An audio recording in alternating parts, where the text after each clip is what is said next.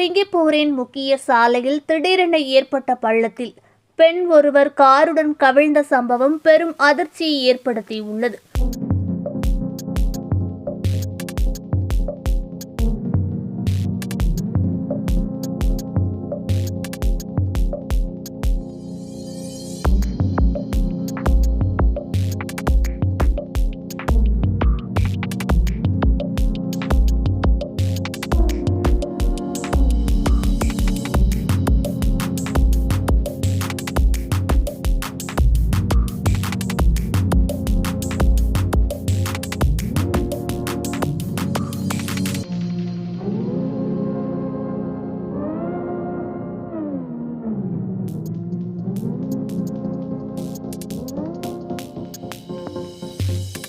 சாலையில் சென்று கொண்டிருந்த கார் ஒன்று திடீரென சாலையில் ஏற்பட்ட பள்ளத்தில் கவிழ்ந்தது.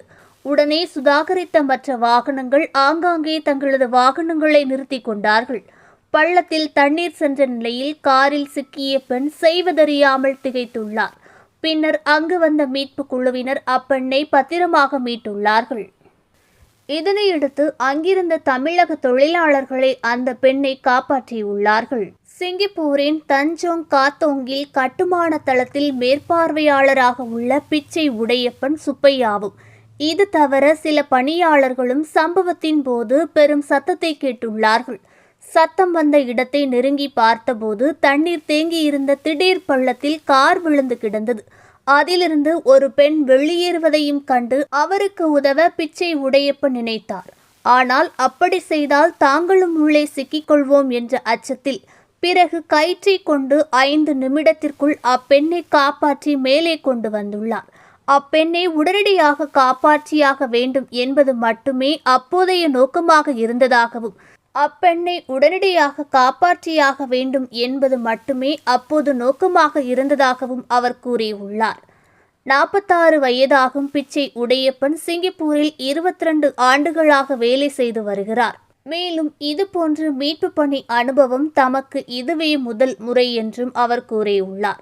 மேலும் பிச்சை உடையப்பன் மற்றும் சக ஊழியர்கள் விரைவாகவும் துணிச்சலாகவும் செயல்பட்டு பெண்ணின் உயிரை காப்பாற்றியதை சிங்கப்பூர் அதிபர் தர்மன் சண்முகம் வெகுவாக பாராட்டியுள்ளார்.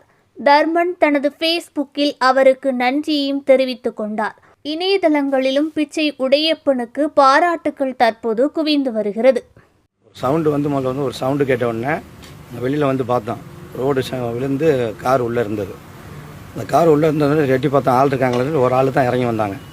சரி, அவங்கள பிறகு காப்பாற்றணும் அப்படின்னு சொல்லிட்டு எங்கள் ஒர்க்கர் கூட வந்து உள்ளே இறங்கலாம், இதெல்லாம் இறங்க வேண்டாம், கயிறு போடுங்க அப்படின்னு சொல்லி ரோப் எடுத்து போட்டு அவங்க ரோப்பை பிடிச்சி ஏறி வந்துட்டாங்க. ஏறி வந்ததுக்கப்புறமா நாங்கள் திருப்பி கேட்டோம், வேறு யாரும் இருக்காங்களா உள்ள அப்படின்னு சொல்லி. யாருமே கிடையாது, நான் ஒரே ஆள் தான் உள்ள, என்னோடய பர்ஸு இந்த மாதிரி ஐசி இது தான் இருக்குது அப்படின்னா.